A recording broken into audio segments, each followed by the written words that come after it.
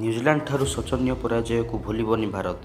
ତିନୋଟି ଏକ ଦିବସୀୟ ମ୍ୟାଚ୍ ବିଶିଷ୍ଟ ସିରିଜର ପ୍ରଥମ ମ୍ୟାଚ୍ଟି ନ୍ୟୁଜିଲାଣ୍ଡ ସପକ୍ଷରେ ଯାଇଛି। ଟସ୍ ହାରି ବ୍ୟାଟିଂକୁ ଓହ୍ଲାଇ ଭାରତ 7 ୱିକେଟ୍ ବିନିମୟରେ 306 ରନ୍ କରିଥିଲା।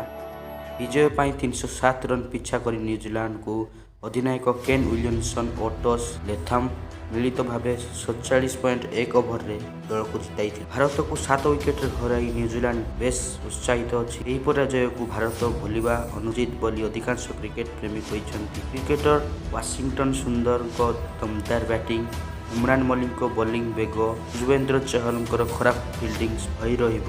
ୱାଶିଂଟନ୍ ସୁନ୍ଦରଙ୍କର 16ଟି ବଲ୍ରୁ 37 ରନ୍। ଛଅଟ ବାଉଣ୍ଡ୍ରିରେ କ୍ରିକେଟର ସୂର୍ଯ୍ୟକୁମାର ଯାଦବ ସେଭଳି କିଛି ଚମକ ଦେଖାଇ ପାରିନଥିଲେ। 7 ନମ୍ବରରେ ଆସି ୱାଶିଂଟନ୍ ସୁନ୍ଦର ମାତ୍ର 16ଟି ବଲ୍ରୁ 3ଟି ଛକା ଓ 3ଟି ଚୌକା ମାରି ବ୍ୟକ୍ତିଗତ ଭାବେ 37 ରନ୍ କରିଥିଲେ।